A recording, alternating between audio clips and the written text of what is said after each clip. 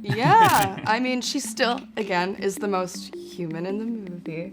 But it was about finding the a strange stillness that I'm very much not used to, because I find myself very in tune with my body, which actually I think helped build that stillness and find that voice. There's a charm and there's like a familiarity to her voice that soothes Josh in a way. But yeah, she always had so much empathy, and most of the time I was viewing her as, I mean, I most of the time didn't think about, from an emotional standpoint, she's a robot. It was just all within the physicality of it all. We actually didn't. I wish we did, so I could say something for this. But it was admiring him and watching him. Dude, I know, because we were just kind of on this same wavelength, and I think within meeting each other on screen for the first time, I think both of us were just very present and focused on other people rather than focusing on yourself. And I think I just noticed that immediately in him and just wanted to continue that. So, do you... Oh, The day I killed him. Ooh, oh God, they both kind of have their own challenges, and like Ben in that movie isn't necessarily like, he's a good guy, but I wouldn't say he's like the perfect dude. He definitely has his flaws, but I think Josh beats him out in terms of flaws so much. I mean, Josh is the most insecure character I've ever played in my life. Like, he has this void inside of him, and he, I don't know, the way I found empathy for him was, I think that he hasn't really heard the words "I love you" a lot in his life, and that was kind of my way in.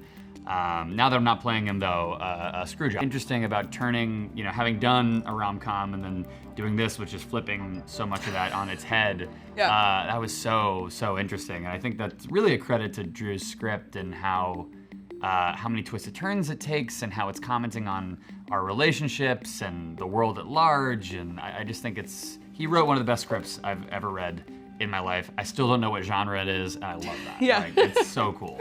That's a real house. Yeah, and we all just had separate rooms, and during, in between takes, I would just take naps. Yeah. Instead of trailers, we just have these just dressing rooms. Beautiful room. I had a dollhouse, which I loved. Yeah. Upstate New York. It was like we were staying in Fishkill, but do you remember the name? Fishkill. The name of the name of the town near it? The house was in. Maybe it's close to Beacon or Cold Beacon, Spring. yeah. But it was gorgeous, and I love it up there. I think it's so charming. Yeah, it's a really gorgeous house. And that house was actually for sale while we were shooting it. Yeah.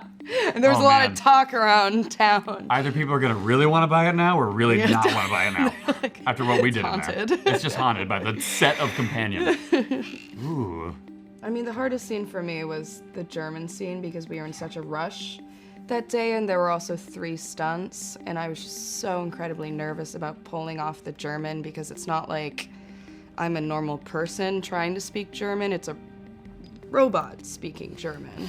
So it has to be perfect, and I knew that, of course, they could help me in post, but I just wanted to do my best, and then also give everything that I could in like 2 takes, because the sun was going down. Yeah. So it was just a lot, and I knew that, sometimes on set you can tell everybody's a little stressed out. And we didn't have a lot of days like that. No. Because usually that's a norm, where every day is like that. But that was one of those days where I was like, can't f this up.